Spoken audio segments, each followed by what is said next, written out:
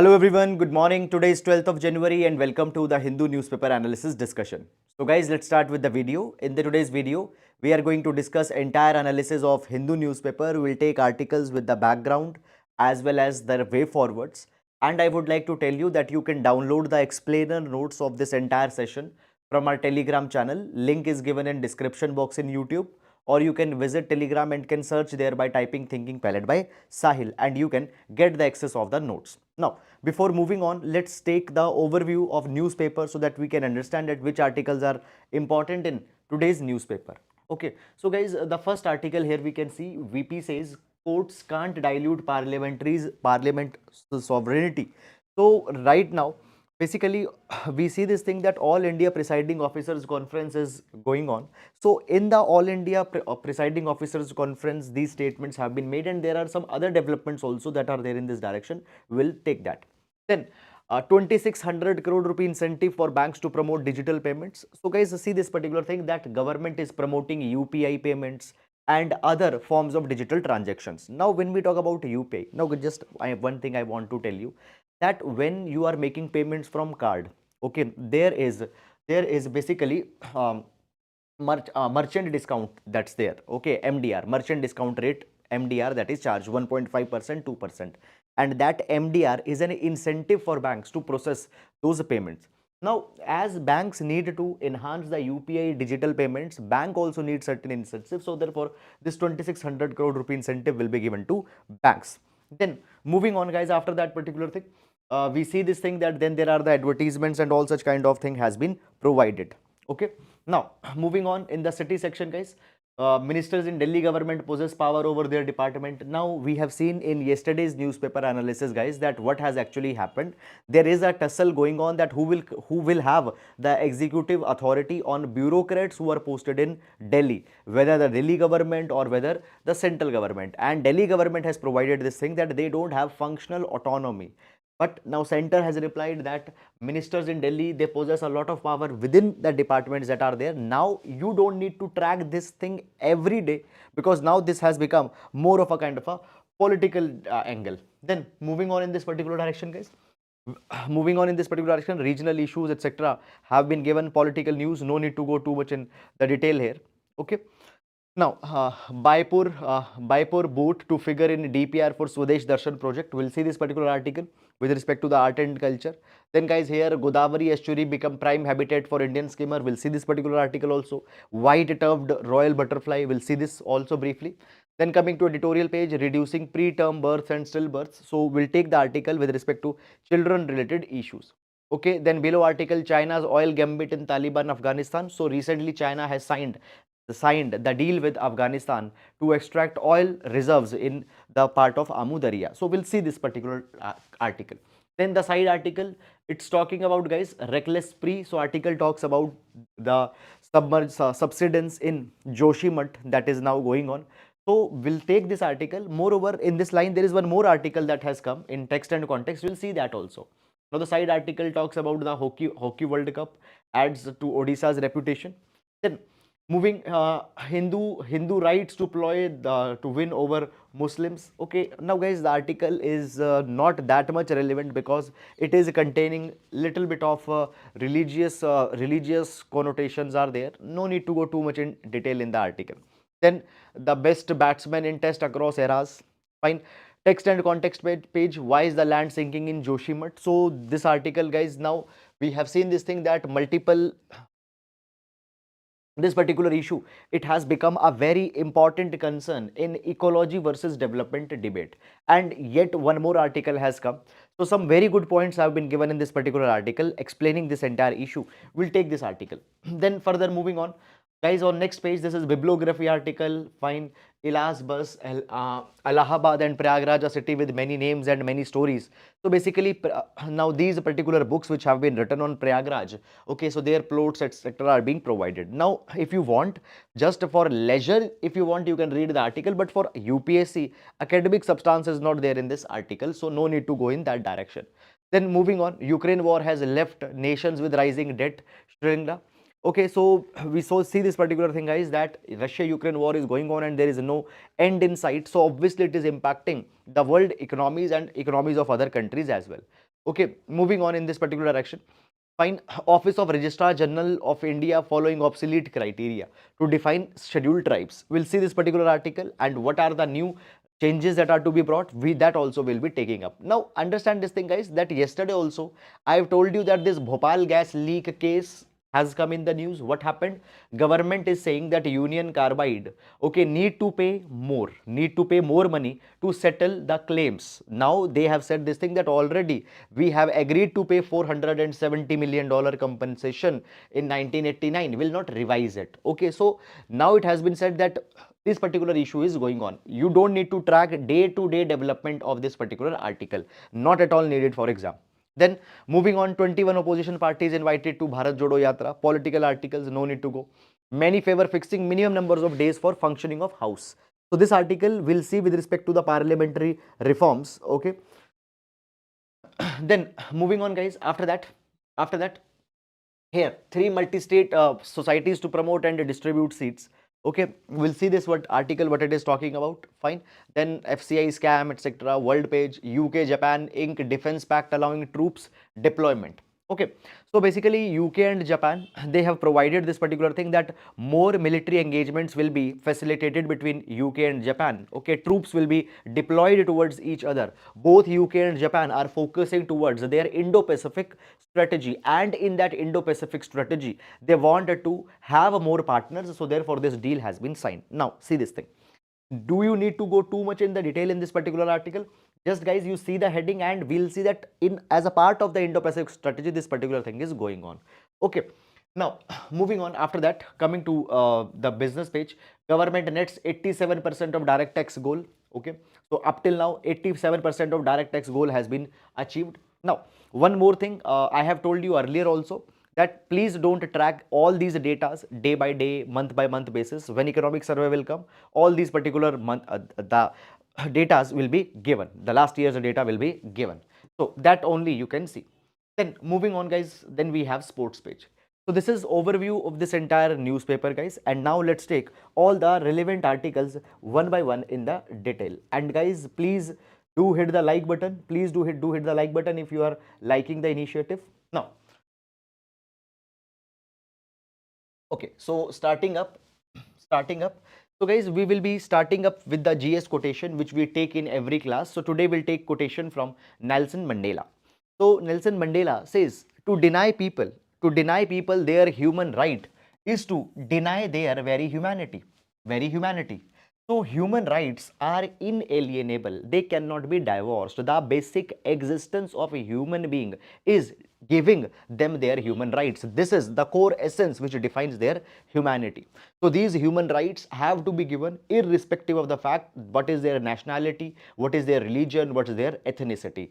So they cannot be violated, they cannot be denied. We can use this particular idea in GS paper number 4 ethics as well as in essays.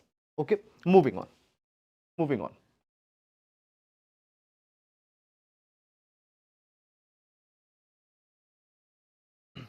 Now the first article, guys, here in this first article what we have done, we have clubbed actually the two articles, one from editorial section and other from text and context section. One from editorial and other from text and context section.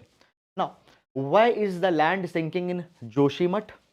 There is one article in editorial, reckless spree. So all these, both these two articles I have clubbed here and we are going to discuss it. Now basically, you might have read this news as well. Moreover, we also discussed this in just 2 days back that the town of Joshimath in Uttarakhand's Chamoli district is now sinking. Now, first of all, as we talk about Joshimath, it has become a very important town for spiritual purposes, for strategic reasons, okay, as well as it has also become a very important tourist destination as well. Now, so Joshimath, it is a town in Chamoli district. Though population of this particular town is not that much, but it has developed a heavy built up area consisting of hotels, resorts, market. Okay, now the district of the region of Chamoli, it majorly caters to tourists, pilgrims, trackers and personnel of the army and Indo-Tibetan border police. Okay, now when we talk about the the Joshimat, particularly after 1962 India-China war, this particular region has become even more strategically important. Why? Because it leads to villages which are along the India-China border, and particularly the Joshimat, it is en route to Bharoti, which is a disputed territory on border. So for strategic purposes, it is also a very important region, and for that strategic purpose there is a regular presence of ITBP and army personnel in this particular region, and many of the roads to the border areas, they pass from Chamoli district. Now at the same time, apart from strategic reason, Chamoli district is also important it is also important for pilgrimage point of view, spiritual point of view, because it is gateway to holy shrines of Badrinath, okay, Hemkund Sahib. Then also it is also en route to international skiing site of Oli. So Oli in Uttarakhand is an international skiing site. Fine. And then it also en route to Valley of Flowers, which is a UNESCO World Heritage site. So because of this particular thing, large number of tourists, large number of enthusiasts, trackers, they come at this particular place. Now when we talk about the Chamoli district, sorry, the Joshimat now, we find this particular thing that cracks have developed in this entire town, and these cracks have been witnessed since 2021. But now these cracks have become more severe, and because of these cracks that are developing, the administration has asked people to evacuate from this particular region. Now the issue is this, that the local people are providing that this entire town is now sinking. This entire town is now sinking, the land is subsiding, and this land subsiding that's happening, it's because of the mad developmental activities that have been taken by government over the years. So let's understand this particular issue little bit more. So basically guys, when we talk about the signs of sinking, it appeared in 2021 on a massive scale. Though in the 1970s also there was a sign that the town might sink, land might subside. So we need to understand first of all that this entire Joshimat town, it is built on an old landslide. So land mass is not stable. So in some historic times, okay, there was a landslide that happened. Okay, so there was a landslide that happened, and on the remains of this particular landslide, this entire town is built. So it is not a stable, the foundations are not stable, and this landslide is majorly composed of gneiss and sand. Gneiss stone and sand. Okay, now we find this particular thing that at the same time, this particular landslide, the old landslide on which the Joshimat is being constructed, it can be destabilized even with some slight triggers. If there are vibration, if there are triggers, if there is seismic activity, this landslide can it can get destabilized. Fine. And if because of that particular thing, all the buildings that have been developed over that, these buildings will also be disturbed. They might also get destroyed. First of all, moreover, this particular thing guys also lies in the zone 5. Okay, because now when we talk about India, India is divided in seismic zones. Okay, the seismic zones, fine, that zones which have more propensity that there can be the earthquake or such kind of a incident. So seismic zones are there, and this lies in seismic zone 5. It means it is very prone to earthquake and all such kind of an activities. Now why it's prone to earthquake and such kind of an activities? Because guys, it lies in vicinity of main central thrust and Vakrita thrust. Now if I show you this particular thing on a kind of a picture, then guys, here, yes, here we can see this particular thing that these are the fault lines. These are the fault lines, and as these reverse fault lines are there, thirst are there, around these thirst there is seismic activity that is very much active. And when we talk about the Joshimat, this region, okay, so we see here that there is the Pandukeshwar thrust, Tapovan fault is there, then Vekarta thrust is there, main central thrust is there. So this entire region is seismically very active. It is prone to earthquake, and because of such kind of things, this entire region of Chamoli is also prone to earthquake kind of activity. So on regular basis, small seismic movements are happening, and as already the town is built on the landslide, fine, it is prone to this is a very fragile kind of a region. At the same time, we see this thing that the Joshimath, it has been also prone to extreme weather, and there have been high intensity rainfalls also that are there, and because of the high rainfalls, the old landslide material on which the Joshimath is situated, it disturbs that as well. Is it clear? So because of that particular thing also, the region becomes destabilized.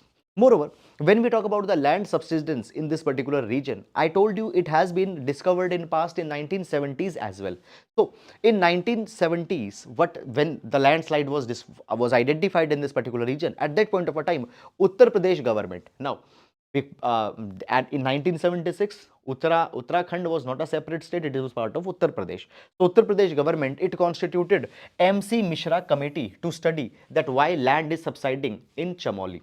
And MC Mishra committee provided this particular thing, that they have clearly provided that the Joshimath, it is, I told you, it is based on a, it is formed on an old landslide. So its foundation is made up of just sand and stone.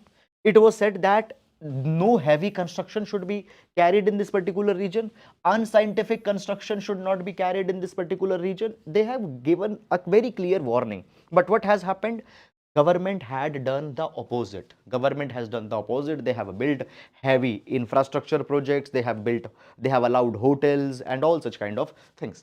Now, when we talk about, guys, this particular region, it has also been provided that as heavy machinery is being operated, heavy vehicles are continuously going on the roads that have been constructed, it lead to vibrations, and these vibrations that are produced, now vibrations could be because of blasting. So when tunnel project is being made, so there is a lot of blasting that is to be done. Vehicle movement leads to blasting.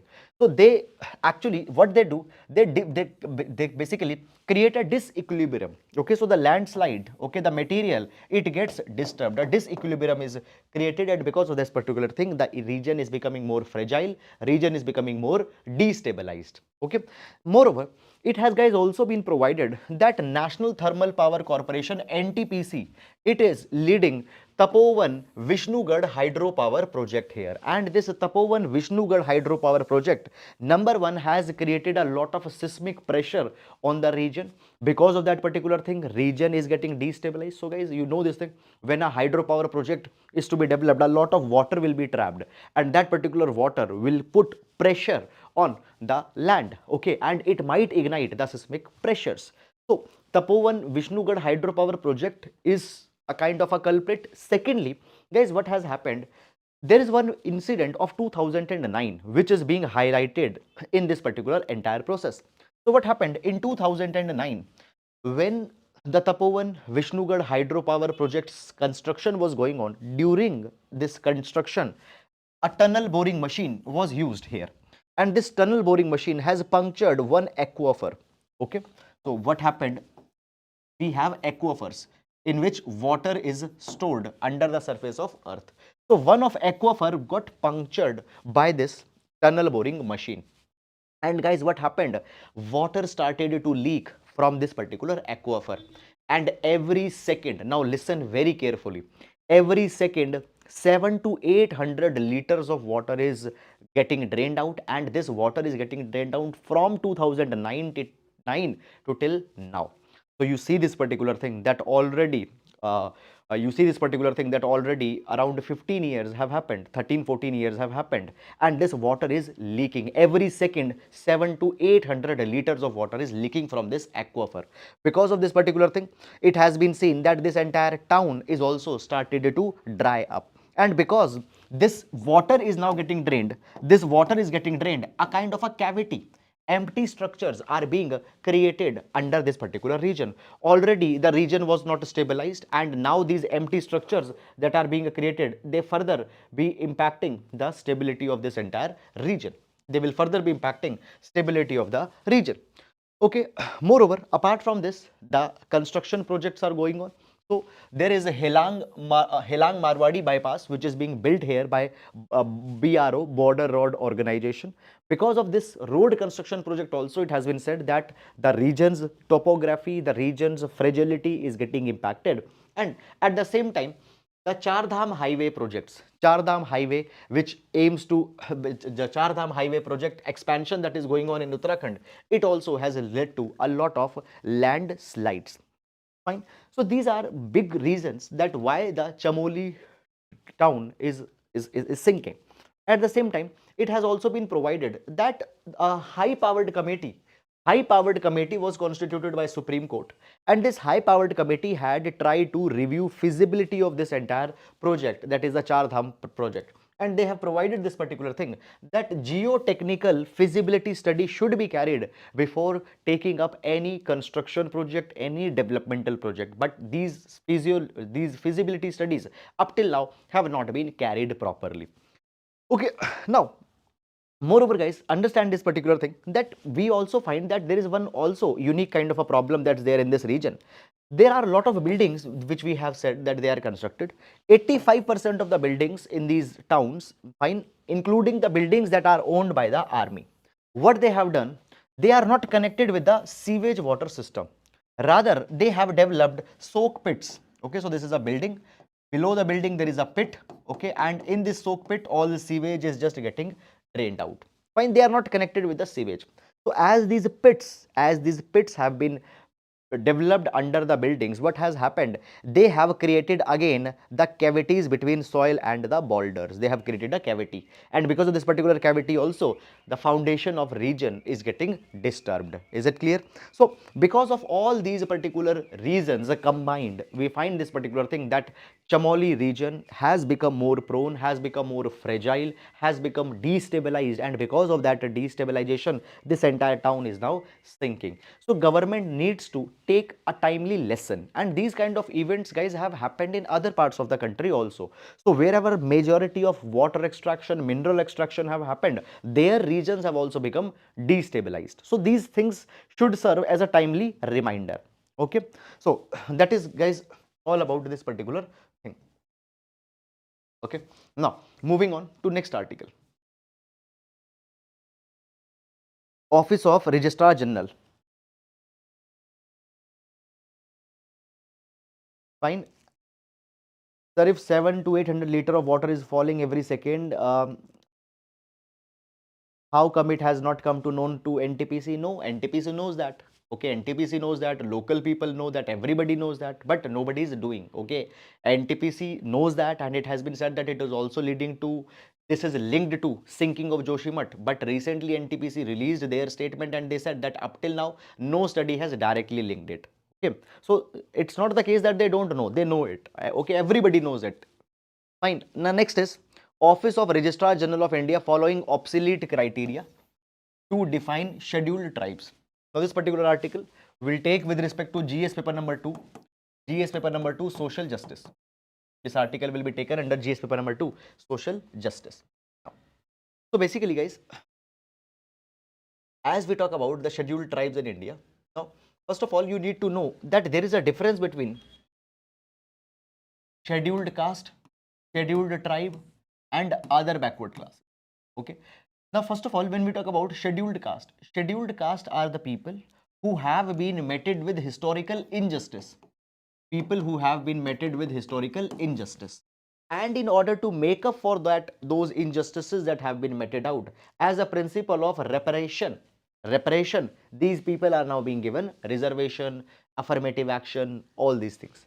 Scheduled tribe, now scheduled tribe are not essentially they have meted with injustice, but these people have always stayed out of the mainstream development. Okay, they had their unique culture, they have their unique spiritual beliefs, faith.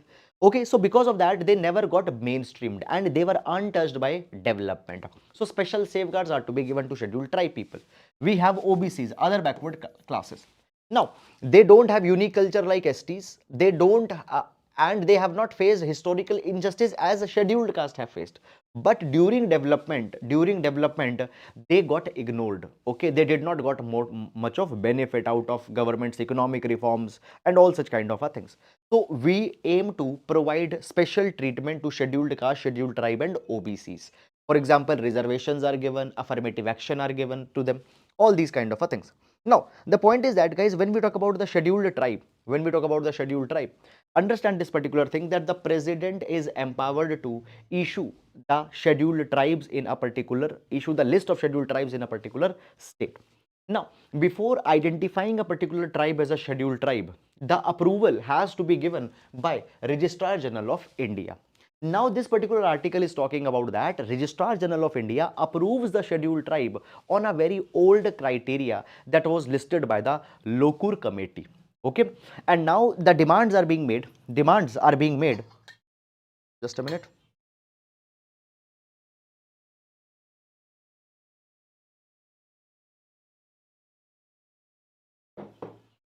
Now, the demands are being made that this criteria is to be revised. So, the Registrar General of India, which identifies STs, they depend on Lokur committee criteria. Now, Lokur committee was constituted 60 years back. Now, first of all, I would like to tell you the criteria on whose basis scheduled tribes are identified in India. So, as per Lokur committee, defining features of scheduled tribe are number one, indication of a primitive traits, indication of a primitive traits. Okay, their basically if they are doing hunting, their methods of hunting, if they are doing agriculture, their method of agriculture, they are primitive, they are very ancient kind of. Fine, primitive. They have distinctive culture. Okay, unique culture. Geographical isolation needs to be there. Okay, shyness of contact with the community at large and backwardness. So these are criterias that were defined by Lokur committee, and on these particular criterias, Registrar General of India will give approval that a community can be recognized as a scheduled tribe community. Eventually, who will clear a community is a scheduled tribe? President of India. Now, it has been provided that this particular criteria is very old. This particular criteria often is, it becomes obsolete, condescending, dogmatic. For example, what they say? They say that it is said that basically primitive culture, primitive traits.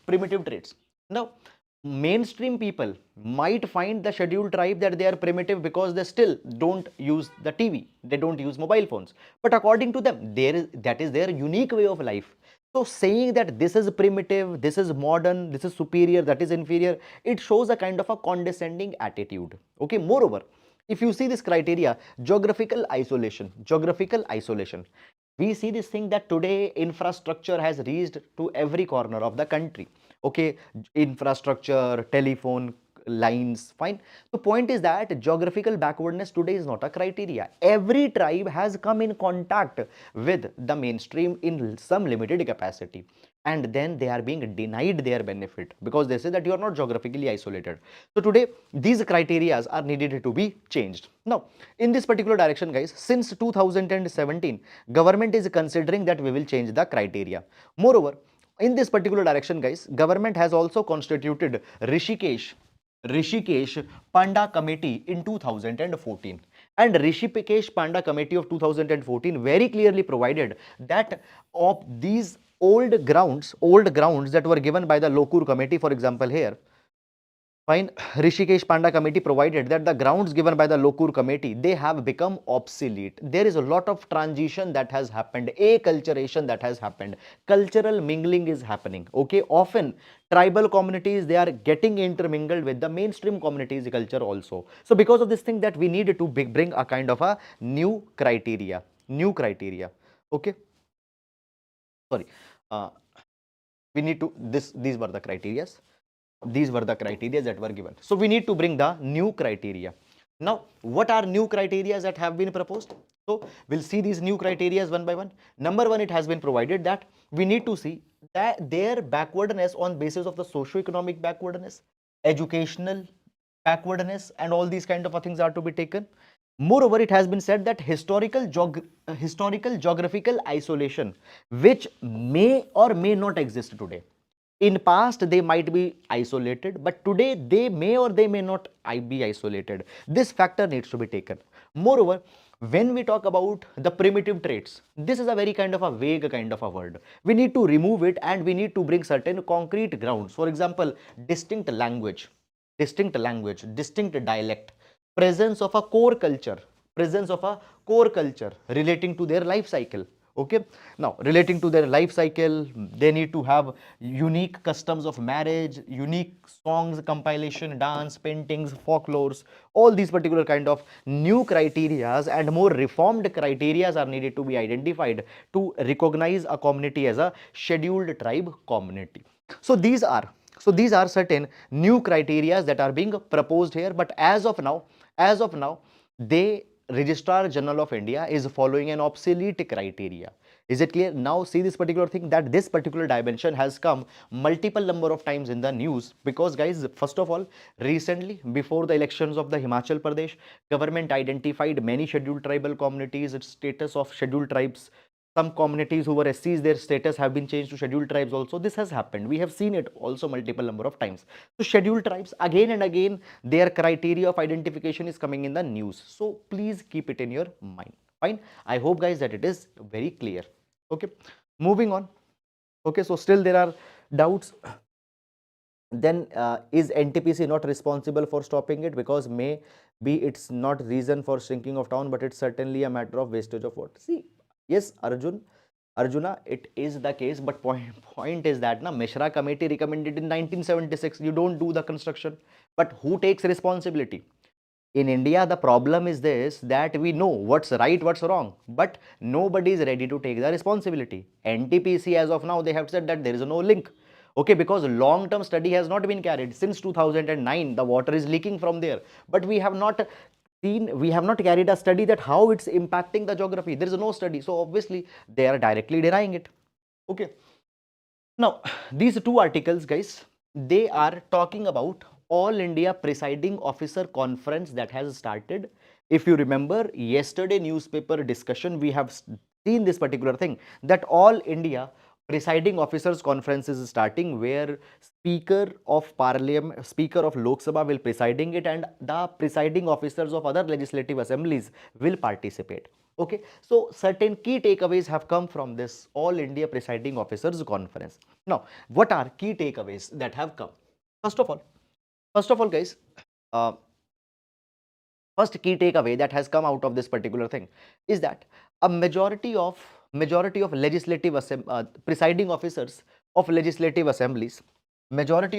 officers of legislative assemblies, presiding officers of the legislative councils, they have agreed on one particular point, that over the years, productive sessions there have declined.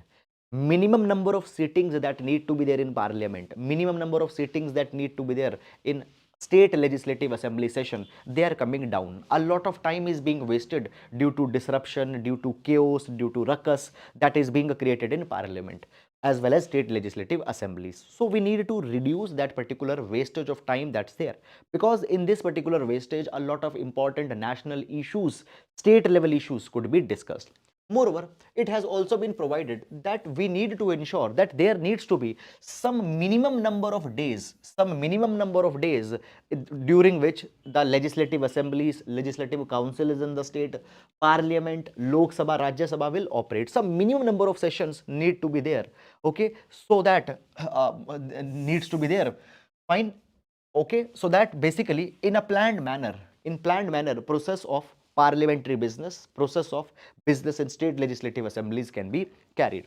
Moreover, it has also been provided this particular thing, that when we talk about right to protest is, yes, a fundamental right given to citizens. Right to protest as a fundamental right is there with the legislators also, but often they are not able to make a difference between the protest and disruptions. In the name of protest, they are disrupting, they are wasting the time of house. So in that particular capacity, it has been provided that we need to bring certain norms in this particular direction also. So it has been provided that what we can do, we can ensure that the number of sittings should be 60 days a year for the houses which have more than 200 members. At least 60 days of sitting needs to be there. And this thing can be brought through a constitutional amendment act if needed.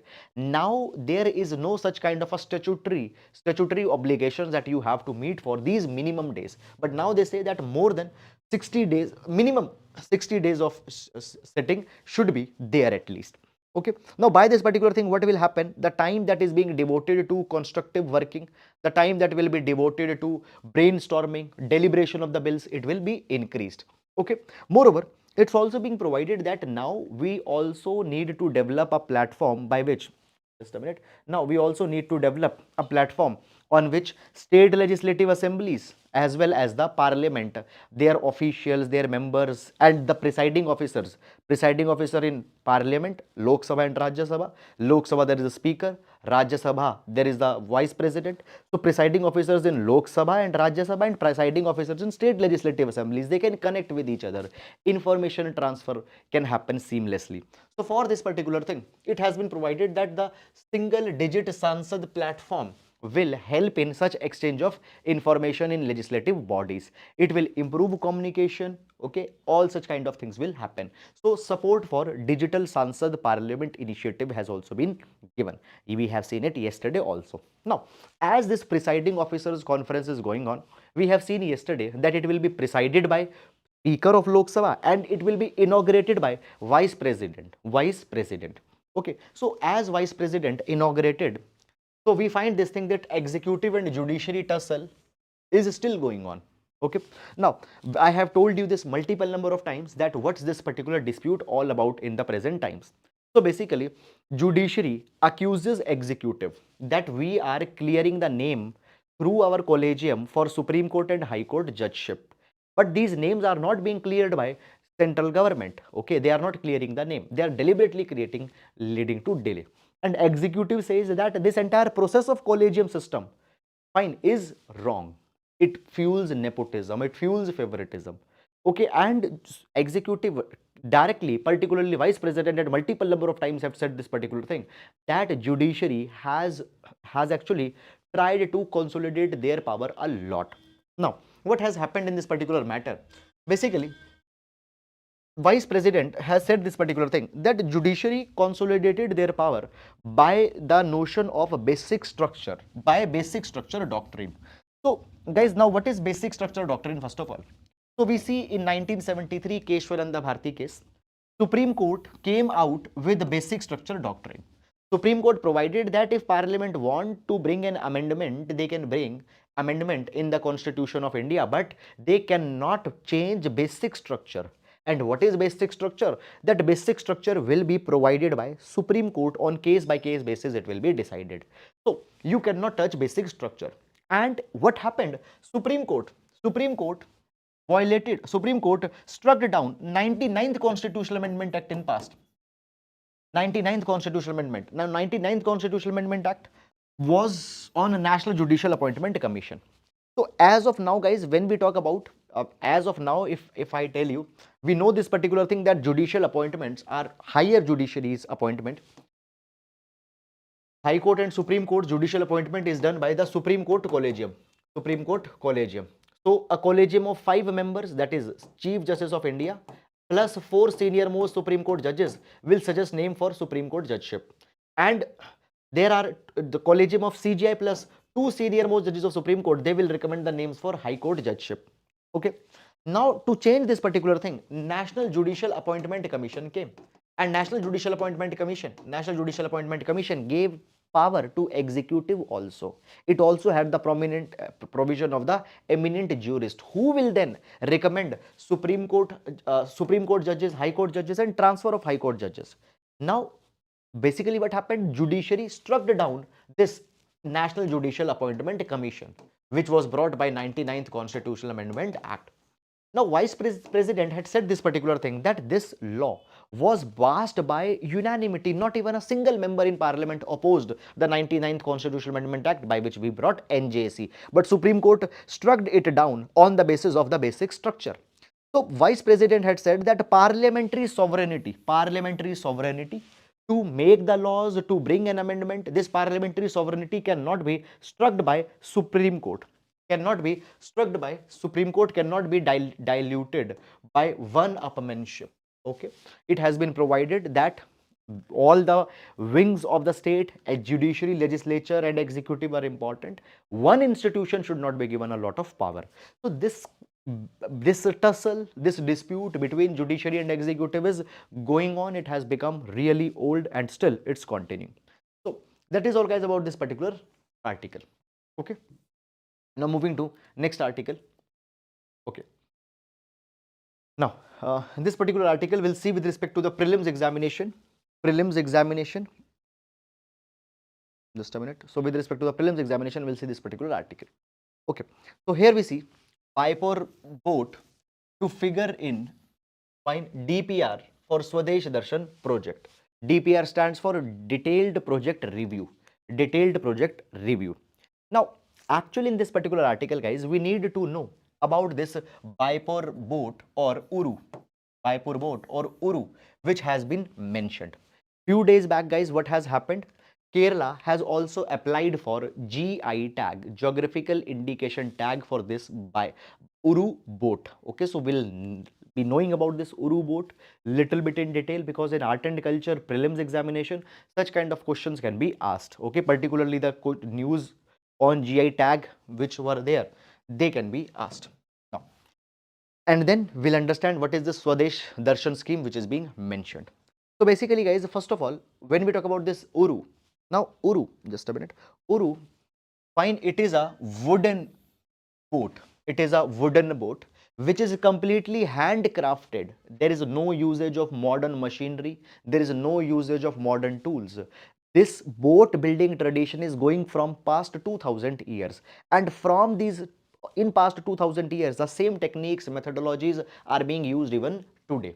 Okay, so this is boats which is made up out of premium wood, and two of the important communities who are associated in building of the Uru boat are Odais and Khalasis.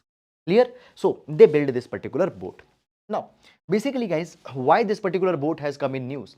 Basically, the Kerala government are promoting that two of their regions, Paipur and Kumarkom. Okay, these are two tourist destinations which are being included into the Swadesh Darshan project. Swadesh Darshan project. Now, as Baipur is being included in Swadesh Darshan project, it will be opportunity for them to showcase their Baipur boat, and at the same time they are also asking the GI tag, geographical indication tag. Geographical indication tag are given to the goods, commodities which are unique to one particular region. Clear? Now, it has been provided this particular thing that as Baipur and Kumarkom, two of the regions of Kerala has come under Swadesh Darshan project. Now by this, they will be able to leverage more of the tourism potential. Okay, now what is the Swadesh Darshan project that is being discussed here? We'll see it. Okay, so guys, when we talk about the Swadesh Darshan project was launched in 2014-15 by Ministry of Tourism and Culture. And under this Swadesh Darshan project, theme-based tourist circuits are to be identified. For example, Buddhism is a theme, and Buddhist circuit will be a theme-based circuit. Okay, so circuit. Okay, circuit means a group of certain locations, certain sites which are formed on one dominant cultural theme or on one such kind of a idea. So theme-based tourist circuits, theme-based tourist circuits will be identified. They will be developed. Special connectivity will be provided. Finances will be provided for their promotion. They will be developed. Okay, all the potential of tourism that is there, it will be harnessed. Okay, so this to develop the theme-based tourist circuits, Swadesh Darshan project was started, and ministry here provides financial assistance to state governments for the infrastructure development, basic facility development, basic necessity development in these tourist circuits. Now, recently what has happened? Phase 2 of Swadesh Darshan project got started, and in this phase 2, the unique point is that earlier the circuits were being identified, but now standalone destinations, they will also be promoted. And in this particular direction, the basically what has happening, government is identifying the sites across countries which will be promoted. And when we talk about Swadesh Darshan project, the Swadesh Darshan project will also be leveraging many other government schemes that we are having. For example, Swachh Bharat Abhiyan is there. Swachh Bharat Abhiyan is there. Skill India. Obviously, now see this, when tourists will be visiting at a place, we need to ensure that open defecation should not be there. Proper toilets needs to be there. Proper sanitation facilities need to be there. So Swachh Bharat mission will be used. Skill India. Obviously, when tourists will be coming, we need to have trained guides. We need to have trained guides, trained scouts, which will be assisting these tourists. So Skill India mission will be used. Okay, Make in India. Now, guys, see, the tourist destinations that are there, they will be having their industries. Okay, so these industries are to be developed. So all these particular schemes will be used, will be leveraged, will be capitalized, so that this entire region can be promoted. Fine. So these are, guys, all about this particular, these are about all this particular article and the Swadesh Darshan scheme. Fine. Now we'll move to next article, which is an editorial article. Reducing preterm births and stillbirths. Reducing preterm births and stillbirths. Now, this particular article will see with respect to GS paper number 2, GS paper number 2, social justice, and within social justice, children related issues. Okay. Now,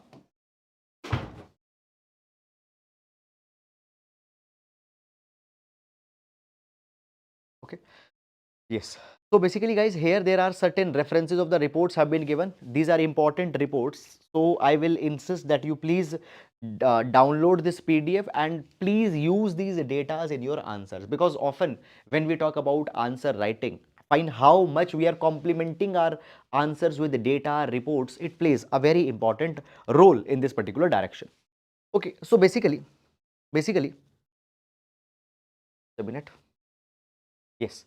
So what has happened recently, there are certain reports that have been released which provides that what's the condition of child survival in India. Now, first of all, understand this particular thing, guys, that when we talk about certain key terms, okay, there is infant mortality, there is infant mortality, it is number of children, it is number of children dying below first year of their birth. Okay. Then there is neonatal mortality. There is neonatal mortality. Children dying before the 28 days. Children dying in 28 days of their birth. Okay. We have child mortality. Child mortality, sometimes also called as under 5 mortality. Children dying till by the age of 5 years. Children dying by the age of 5 years. So infant mortality, neonatal mortality, child mortality, and then there are also preterms, preterm birth. Preterm birth. What are preterm birth? Preterm birth are the children who are the immature births. Okay. So 37-week pregnancy. 37-week pregnancy is a basically 37 weeks of gestation period is the normal period for gestation. This is the normal age of pregnancy, the normal duration of pregnancy, 37 weeks. If child are being delivered before these 37 weeks, let's say 30 weeks, 32 weeks, 28 weeks, that will be preterm delivery. And then there are stillbirths. Stillbirth. What do we understand by stillbirth? Okay, many number of times, basically the children, okay, children, they die. Why? Even when they are, when a woman is pregnant, okay, many children die in that pregnancy. Or children, when they are being born, they are born dead. That is the stillbirth. So point is that infant mortality, neonatal mortality, child mortality, fine, under 5 mortality, they are very high in India. A lot of burden is there of all these particular kind of mortalities. Preterm births are also very high. Stillbirths are also very high. So we need to ensure that all these particular things are being reduced. Now, this particular article will be giving data on such preterm births, on certain these type of mortalities that we have discussed. Now, let's discuss them one by one.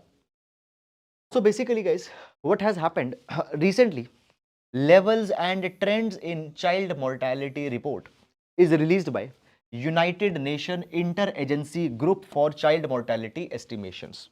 And as per this particular report, it's being provided that there are 5 million children, 5 million, that is 50 lakh children, they have died before their 5th birthday.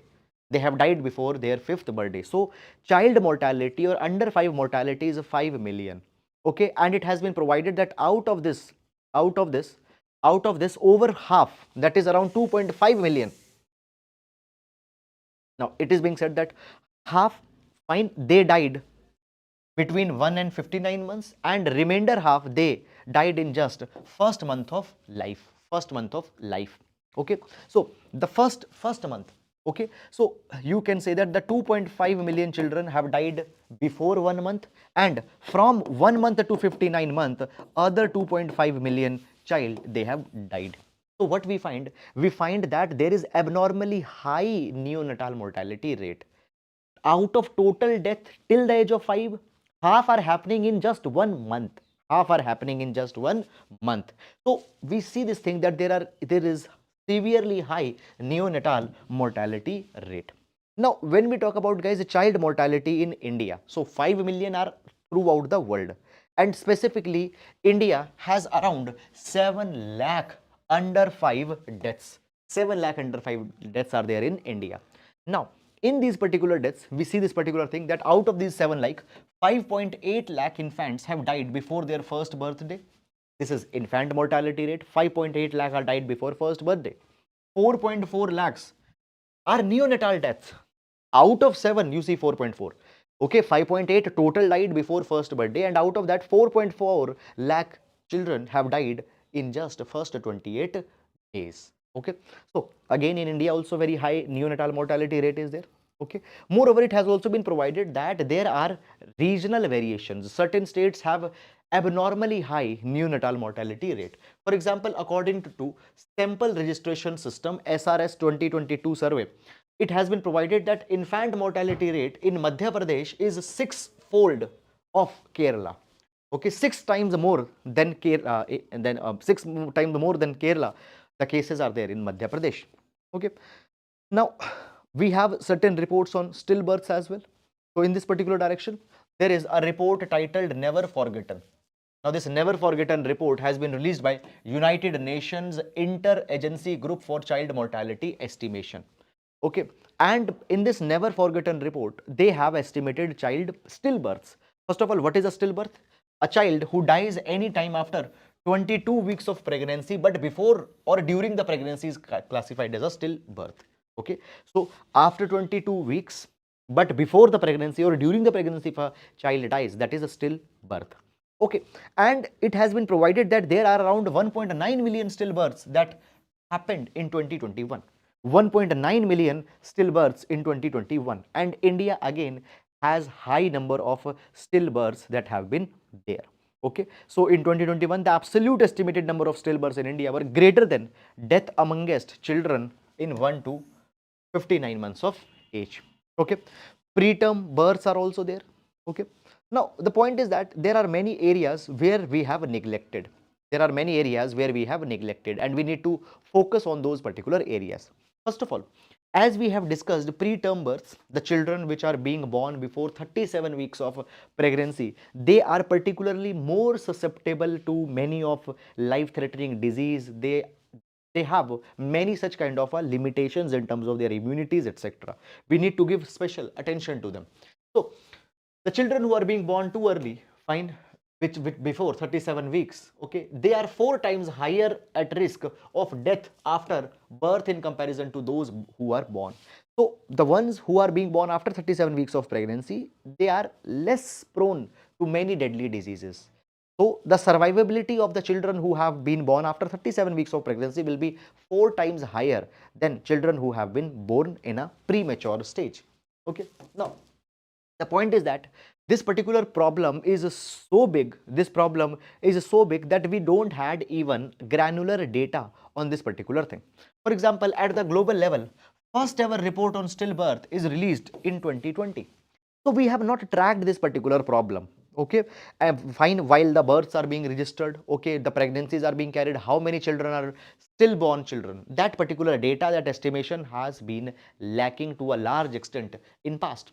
Okay, now what can be solutions in this particular direction? So solutions in this particular direction is this: number one, there needs to be access to family planning services. Now see this thing, many number of times we know this thing that there needs to be a proper spacing between two births, but often people are not able to resort to that proper spacing mechanism. Why? Because proper family planning practices, know-how of family planning is not there. Next thing is that Basically, we also need to improve before birth services to women. Now, women's health, women's nutrition, fine, women's intake of iron, folic acid, okay, counseling of these women's, okay, no, making them know a healthy diet, optimal nutrition. This is very much important. Many number of times mothers are ignorant, they are not very much concerned on their health, and that is reflected then into the children's health. That will lead to preterm births. Okay, often stillbirths are also there because of the mother's health indicators were not very much good. So we also need to ensure that we prevent and detect early and manage disease, fine, which often put women at risk, and at the end of the day the child will be at risk. So high risk such as the diabetes, hypertension, obesity, infections, if they are there, they are needed to be managed, they are to be detected, they are to be regulated, so that the preterm births, stillbirths, such kind of risks can be minimized. Okay, now guys, at the same time we also see this particular thing, that maternal and perinatal death surveillance guidelines need to be effectively implemented, and the diseases fine, which will be instrumental in these stillbirths, preterm births, they are needed to be accommodated so that reforms can be brought. So this is something. Now guys, when we talk about the stillbirths, preterm births, this is a highly sensitive kind of an issue, and it depends on the quality of health services also that are being offered in one particular country. Now in this particular capacity, guys, understand this particular thing, that government from time to time has provided that quality of health services will be improved.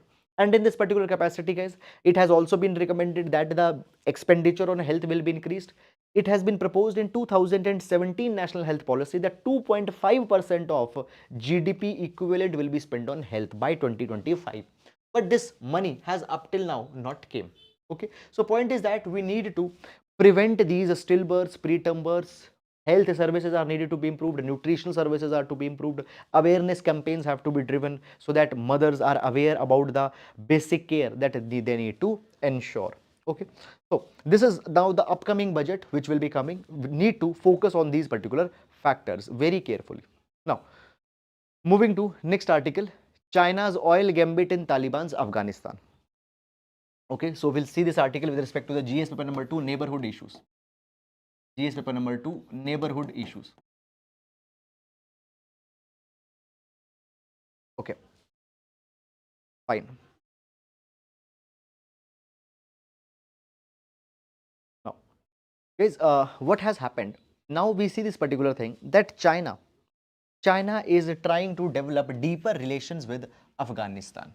Okay, now you see this particular thing, that there is a connect between the Afghanistan and Xinjiang province. Now when we talk about Xinjiang province of China, in Xinjiang province, Uyghur Muslim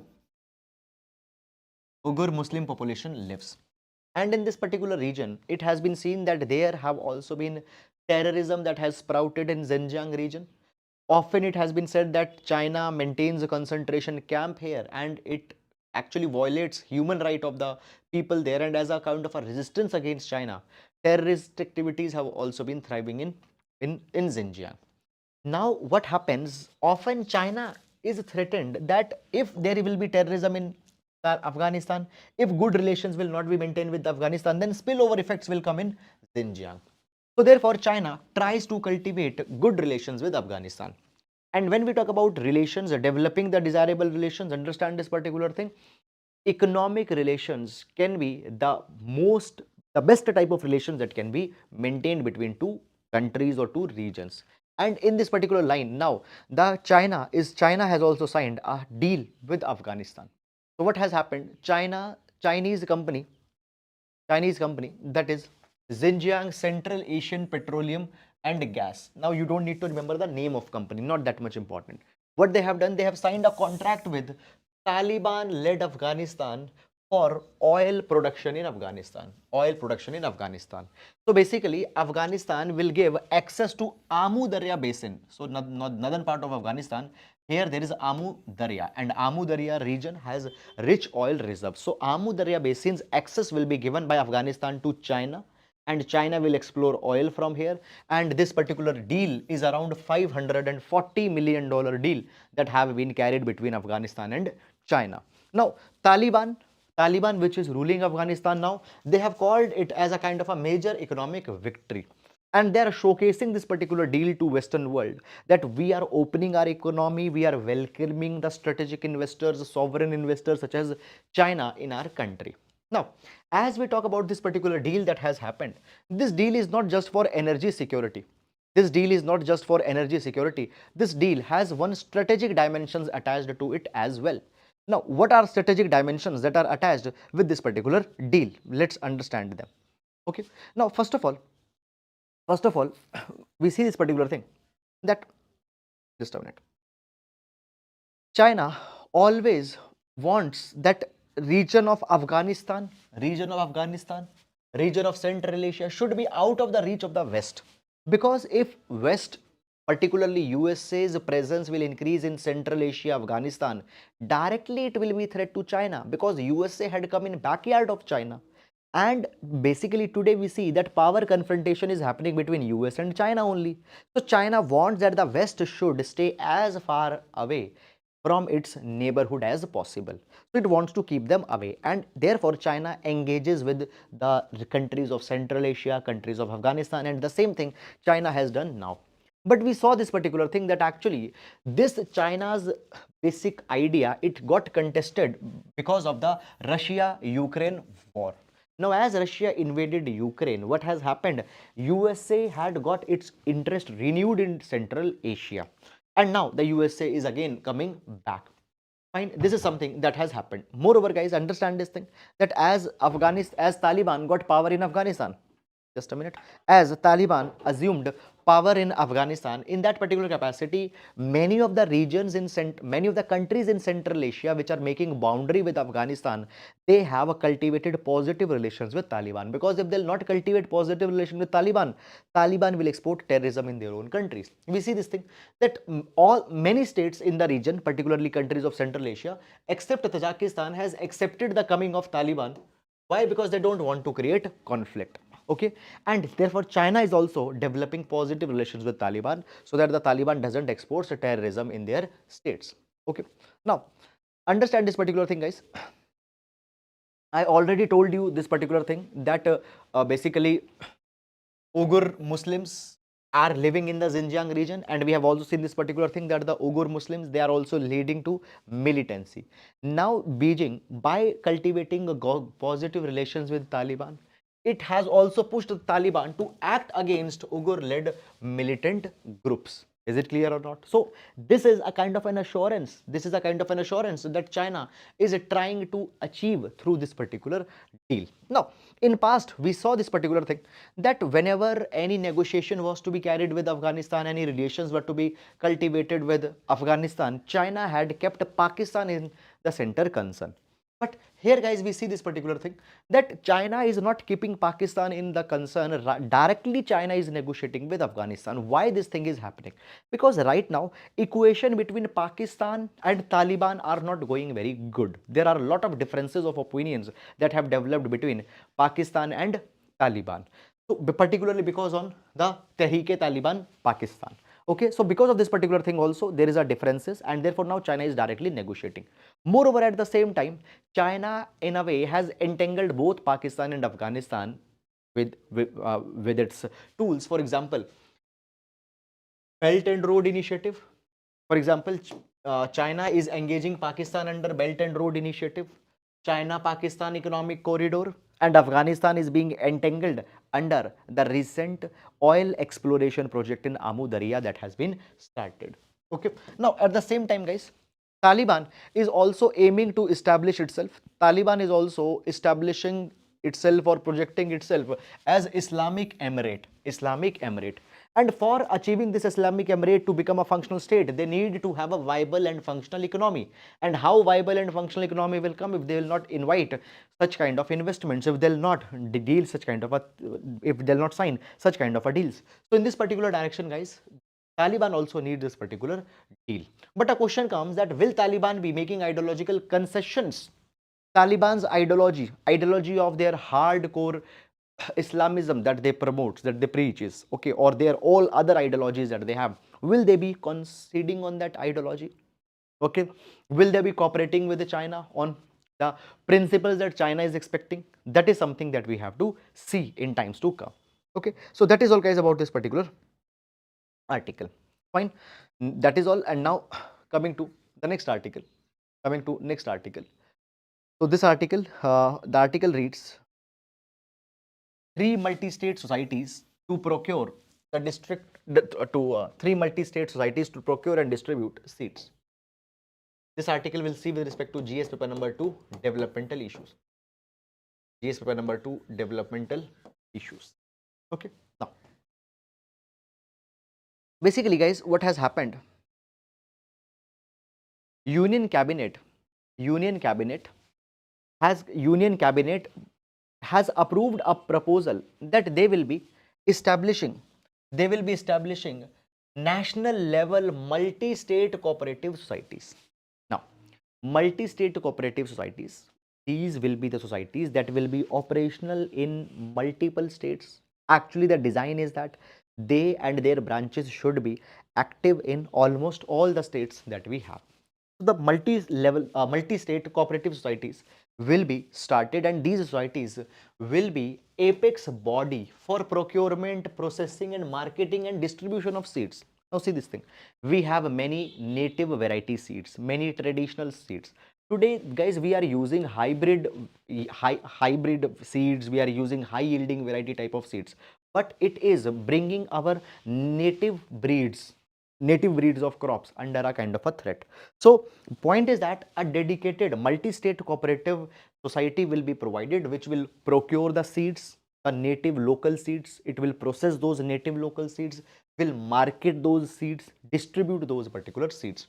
Okay, now these societies particularly will aim at protecting indigenous natural seeds, which might become extinct if we don't focus, because everybody is now using the hybrid yielding high yielding variety seeds. Okay, now basically these particular now bodies will be formed, multi-state seed, organic and export societies will be formed. These societies will be formed under Multi-State Cooperative Society Act of 2002. Okay, and the goal I have already told you, will aim to preserve and promote the indigenous natural seeds. Now as we promote the indigenous natural seeds, dependence on the foreign seeds will also be reduced. So this particular plan will aim to build Atmanirbharta. It will aim to build Atmanirbharta. Clear or not? So this has been provided. Fine. Now the Ministry of Cooperation also providing this particular thing, that there will also be primary societies, district societies, state and national level federations, multi-state cooperative societies. Fine. All of them, these existing bodies, existing primary societies, district societies, state and national level federations, they will become the members. Okay, and then there will be elected representatives also, who will be on to the boards of the society that the government is now actually be coming out with. So what is the major goal, major theme? Major theme is to reduce dependence. Major theme is to reduce dependence on the foreign seeds. How? By procuring and by marketing the indigenous seeds, and that will be done by this National Multi-State Cooperative Society that is being proposed. Okay. Now, this article, guys, will see with respect to the prelims examination, species in the news. Godavari estuary has become prime habitat for Indian skimmer experts. Okay, so guys, when we talk about the Godavari forms estuary towards the Bay of Bengal region, and in the Godavari estuary around the Bay of Bengal region, Indian skimmer population has increased, and Indian skimmers, okay, they have become a prime species in this particular region. Now, first of all, guys, when we talk about the Indian skimmer, fine, they are also called as Rynchops albicollis. Okay, and this Indian skimmer birds, they have been classified as endangered species under IUCN Red List. Fine, International Union for Conservation of Nature, IUCN Red List, they have been classified as an endangered species. Okay, so guys, what are the most important things that are asked on species in exam? Their geographical extent. Fine. Second, their status. Okay. Now, when we talk about, guys, the Indian skimmers, they are particularly being sighted around the Koringa Wildlife Sanctuary. Okay, so towards the south of the Godavari River, Koringa Wildlife Sanctuary has become a particularly important hotspot. Fine. Now, the question comes that, okay, why these particular things are now going on? So basically, these findings have been released as a part of Asian Waterbird Census 2023 that is now going on. Report will be released. Okay, now the census, Asian Waterbird Census has been started. Now these Asian Waterbird Censuses and all such kind of things are important themes for our prelims examination. So let's know about it as well. Okay, so basically, when we talk about the Asian Waterbird Census, it is a part of Global Waterbird Monitoring Program. Global Waterbird Monitoring Program. Then there is International Waterbird Census. International Waterbird Census. Now, understand this thing. There is International Waterbird Census, and under International Waterbird Census, the censuses are carried at different places as well. For example, there will be the Asian Waterbird Census, African Waterbird Census. So Asian Waterbird Census, in which India's waterbirds will be counted, they will be seen, their habitats will be studied. It is going on. Now, this Global Waterbird Monitoring Program, International Waterbird Census, whose part is Asian Waterbird Census, it is coordinated by the Wetland International. Now, what are the waterbirds? What are the waterbirds? Basically, guys, the waterbirds are those birds who are dependent on wetlands. What are the waterbirds? Waterbirds are those birds which are dependent on wetland. Okay. Now, the example of waterbirds are great crested grebe, mallard, grey heron. All these birds are called as water birds. Now, this Asian waterbird census that is now going on, it runs parallelly with International Waterbird Census in Africa, Europe Waterbird Census, West Asia Waterbird Census, all these particular censuses. Okay. Now, this project got initiated in 1987 for Indian subcontinent, and it has now covered its Asia, Afghanistan, Japan, Southeast Asia. All these regions are now covered under under this particular leg of waterbird census. Okay. So guys, that is all about this particular article. Fine. I hope that you have understood it, and now we'll move to the next article.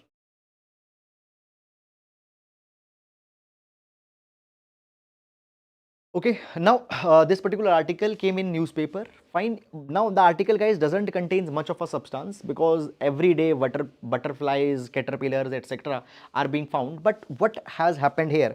So a very rare kind of a butterfly, that is white-tufted royal butterfly. White-tufted royal butterfly has been again seen. Okay, it is seen in Kannur. It is seen in Kannur. Okay, so Kannur is in Kerala. So in Kannur, Kerala, this white-tufted royal butterfly has been sighted. Okay. Now this butterfly is protected under Schedule 2 of Wildlife Protection Act. Fine. Now last this butterfly was spotted in 2017 and 2018, and now nearly after the gap of 4 years, more than 4 years, this butterfly has been spotted. So therefore, this white-tufted butterfly has come in the news. So just you can use it in the prelims examination. However, very much hairline detail type of questions don't come. Fine. So that is all, guys, about this particular article. And now we come to mains practice question for today. So mains practice question, it reads: the primary healthcare system is underfunded and the brunt of this is borne by poorest and marginalized families. In this context, discuss the need for government to allocate more funds for health. This question will be important for GS paper number 2, issues of health. It will be a 10 marker question. Guys, if you want to submit this question, we have created a peer reviewed group on Telegram.